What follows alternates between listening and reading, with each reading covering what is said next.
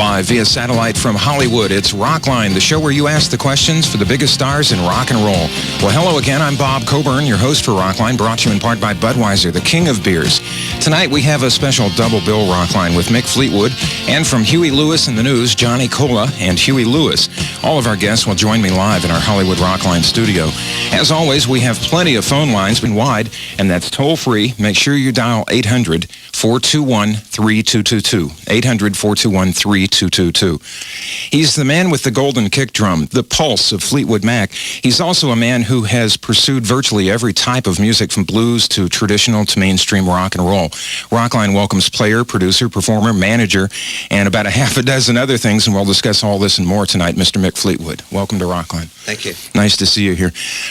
Obviously, music is more than a hobby or even a vocation to you. You seem to be almost consumed by a desire to learn as much about music and as many different types of music as you can. Is that pretty close to target there? I think closer would be I like to keep busy, and I learned that many years ago.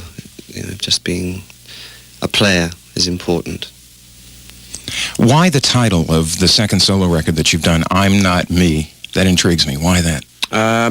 That was, we went through a whole load of ideas and things for titles, and that is actually one of the songs that Billy Burnett wrote with Michael Smotherman. And after the album cover, which, if anyone has it out there, we ended up using that title, but it was an afterthought in actual fact, but it fitted in rather well. And with the album cover, it makes perfect sense. You'll have to take a look at it. And from that album, I'm Not Me, this is Tear It Up on Rockline and the Global Satellite Network.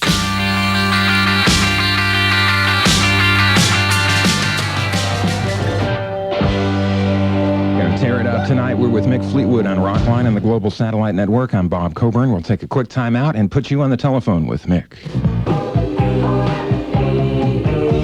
Lewis and the News on with Huey and Johnny Cola from the band. Right now we're with Mick Fleetwood. We're live, so call now. Toll-free, 800-421-3222. Our first phone call for you this evening, Mick, is Rod. He's in Albany, New York, listening to Pix 106. Hi, Rod. Okay, how you doing? This is Ron. Hello. It's Ron. Ron. Yeah, how you doing? I'm fine. What about you coming to Albany, New York? Are you gonna be touring in this area? If you're talking about Fleetwood Mac, we won't be touring until, we're not even going to record until maybe the earliest April. I might be touring, I'm not quite sure where, but I'm going to be touring fairly extensively with the band The Zoo. I see. Is that who you were inquiring about, Ron? Either way. Either way. Fleetwood Mac. I suspect Fleetwood Mac, anyone maybe. who happens to be flying around with that particular group. Any one of the members out of that group everybody is fantastic out of that group, I think. Has Stevie been playing there? I mean, she's been touring all over the place. I don't know whether it was there. Thanks a lot. Okay, thanks for the call, Ron. That brings up a couple of things. One is that you are working with two bands. There's Fleetwood Mac and there's also Zoo now. And the other is that you say that there's a possibility you'll tour with Zoo, which is good news. Is that definite yet? Oh, it is definite, yeah. We were going to go out with the Moody Blues, but that fell through. But we're going to be doing, it looks like clubs, which I'm looking forward to. Oh, fantastic. Let's go to Detroit. WRIF is our affiliate. And Candy, it's your turn. Hi, how are you? Hello. Hello? I'm jet-lagged. I'm fine. I was wondering, what made you decide to become a drummer, and how old were you when you started? I decided when I was 11 years old, and how I got started was basically I had a drum kit, which my father, bless his heart, bought me. I think that's what got me my first gig, was a gleaming, brand-new drum kit. Thanks for the call, Candy. And we move now to Atlanta, Georgia, 96 Rock, our affiliate. And Sean, you're on again. Yeah, what's going on, Bob? Just hanging in with Mick. What's your question tonight, Sean? Let's see, Mick, do you feel any pressure when you go into the studio to record a solo album because of the overwhelming success that the Fleetwood Mac albums have enjoyed? No, there isn't. In the same way that I can truthfully say that there is no pressure a la, say, after Rumours, which was a sort of a mutant success in terms of way apart from the music. It then actually got into numbers and figures, which is sort of sad in a way that people talk about that more than the music. After that, we were very intent on not letting, quote, outside pressures influence us, in terms of players and writers. And it seems you've done pretty well in doing that. It seems like you've been able to stick to your guns, so to speak. Mick, we're going to take advantage of the opportunity that you're here tonight and that you have been with Fleetwood Mac since the very beginning, since the inception of the band. You and John formed it. We're going to go back a few years now to a song that I believe was at one time the title track of an album and later showed up on Vintage Years, Black Magic Woman, which was written by Peter Green. Was that the title of the original album? Do you recall? That album actually was an album that came out here, it was put together by the record company. But most people know this song through Santana. Santana, of course. And yet it was written by Fleetwood Mac's Peter Green. Black Magic Woman on Rockline.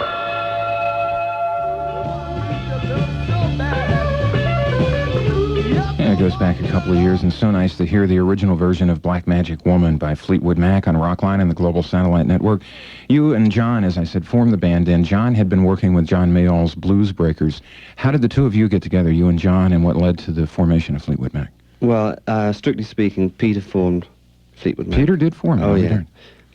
And he asked both myself and John to join. I, at that point, had been fired, for drunken, disorderly behavior from John Mayall. Needless to say, he's a great friend of mine still. And it was in the good cause of geekdom. Shortly after that, Peter actually left John Mayall and phoned me up and said he was, forming a band. And a little while after, when the money was right, McVie enrolled. So that's how the band started. And of course, then Jeremy Spencer made it up to a four-piece band. Yeah. Let's see what Betsy has in her mind. She's in Buffalo listening to 97 Rock. Betsy, you're on the show. Yeah, I wanted to know your video, I Want You Back, where was that shot at and who directed it? The director was Stephen Verona. And where was it shot at? It was shot at a Greek Orthodox church downtown Los Angeles. The exact address, I'm afraid I can't tell you. How long ago was this? About 6 weeks ago. About 6 weeks ago. Yeah. Is this the video in which you portray Ivan the Terrible? Is that the one? Yes, that's true. That's the one. Do you have plans for other videos off the newest record, I'm Not Me? Yeah, we will be as soon as we know what the next, quote, single is going to be. Mick, you mentioned that you were jet-lagged, and I was wondering where you had come from and what you've been doing, if that's not too personal a question. I went over to play on Christine's record, which she's actually doing in most of it's been done in Switzerland.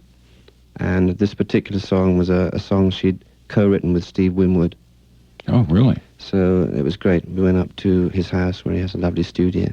Now, a little birdie told me that Stevie Nicks is going to appear on Christine McVie's solo record, that they had done a song together, singing together. Do you know anything about that? No, I don't. So I think maybe it's a birdie.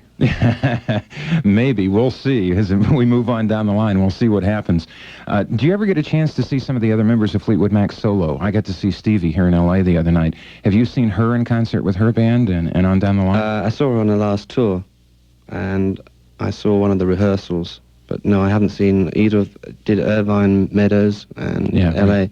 I was intending to be back for the Forum, but missed it. But got hung up doing Christine's album, basically. Yeah.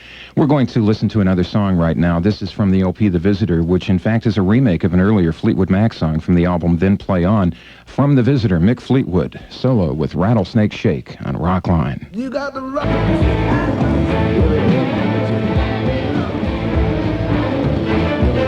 Guest appearance by Peter Green on that song with the vocals, and also the second guitar, Rattlesnake Shake, from The Visitor by Mick Fleetwood.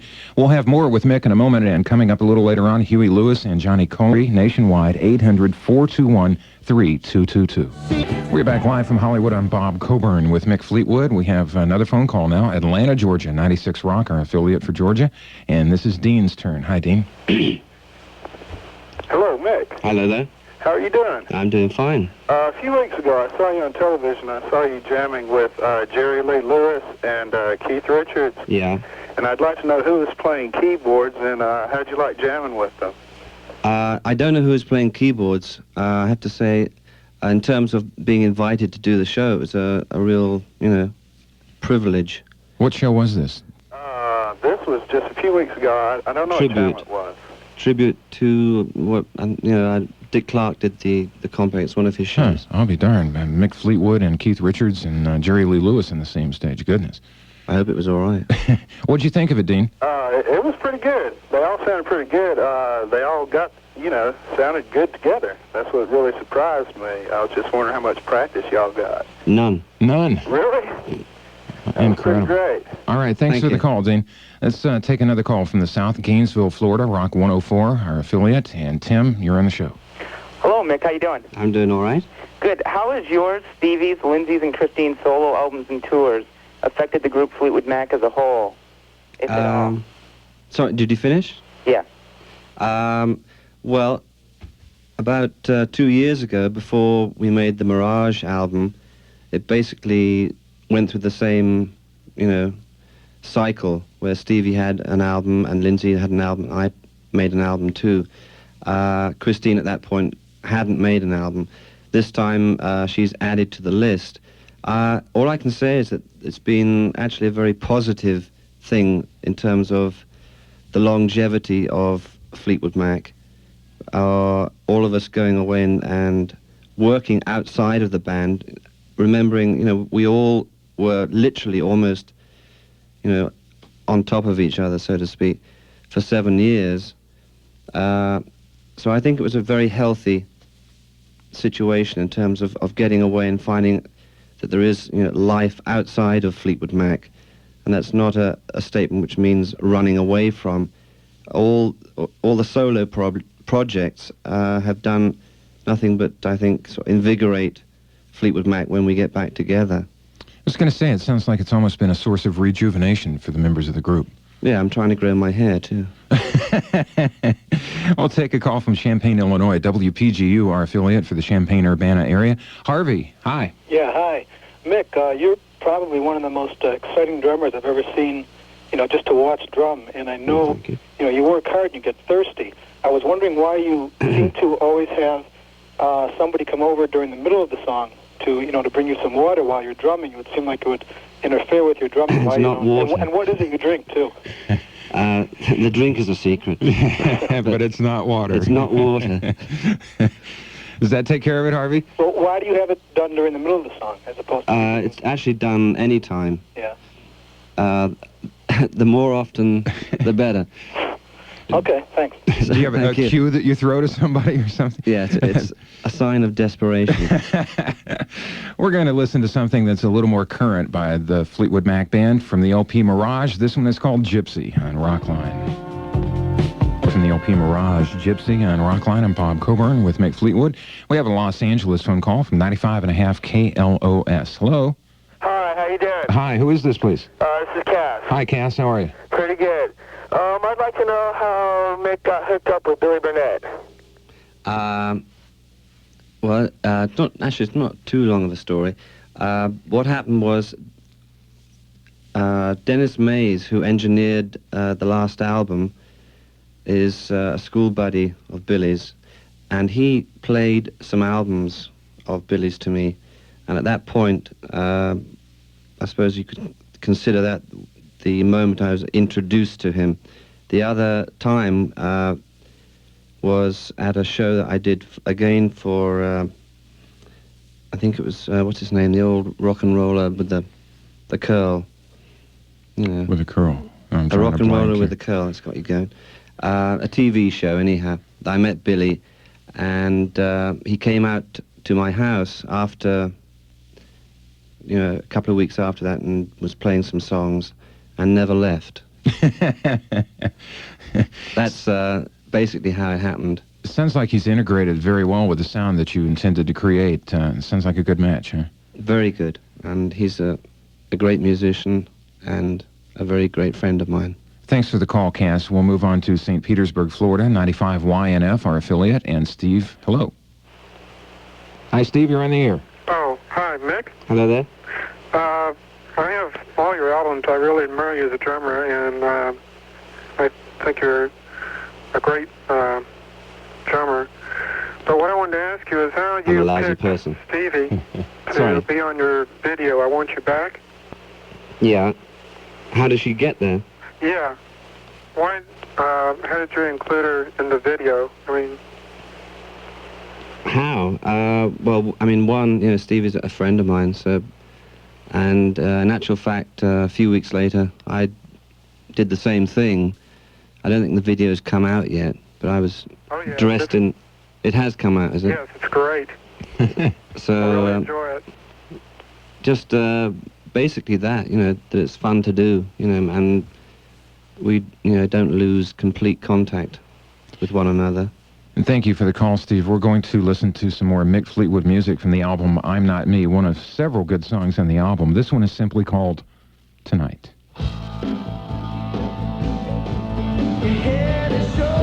From the brand new album by Mick Fleetwood and Zoo, I'm Not Me is the name of the record. We're with Mick on Rockline. A little later on, Huey Lewis and John, another phone call. This time we go to Chicago. FM 98 WLUP is our affiliate. And Martha, you're on Rockline. Mick? Hello? Hi, Mick. I just want to, first of all, tell you that the album is fantastic. I love it. Thank you. And I want to know how long you see yourself on the performing end of, say, the music business, and if there's any goal you have, anything you'd like to do other than what you're doing now. The performing end, that's the only end I think I'm on, really. Well, okay, I mean, touring and that, but, you know, also you work in the studio if you... Right. You did manage, too. You managed Bob Walsh for a while. Yeah, I've lost a lot of grains of brain doing that. But no, I intend, drumming is something that, as a trade, if you like, that's what I do.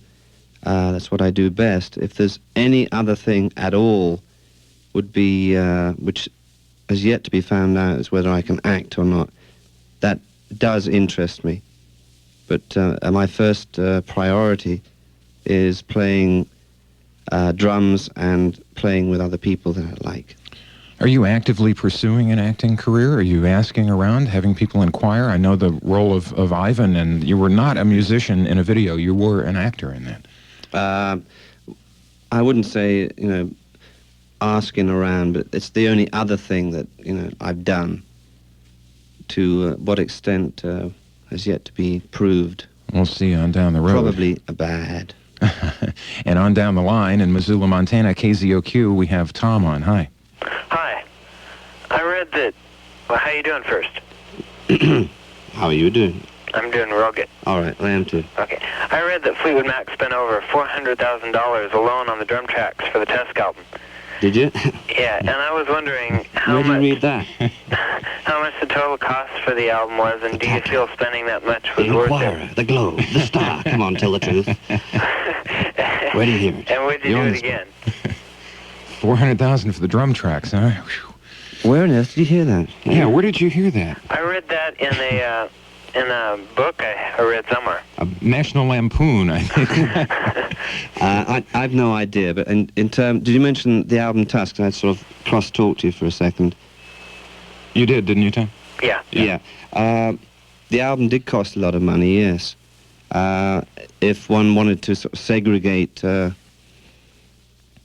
drum parts, guitar parts, vocal parts, crying, laughing, and whatever else, I suppose you could put a price on it. I think it's an awful way to look at music myself, but I really don't know.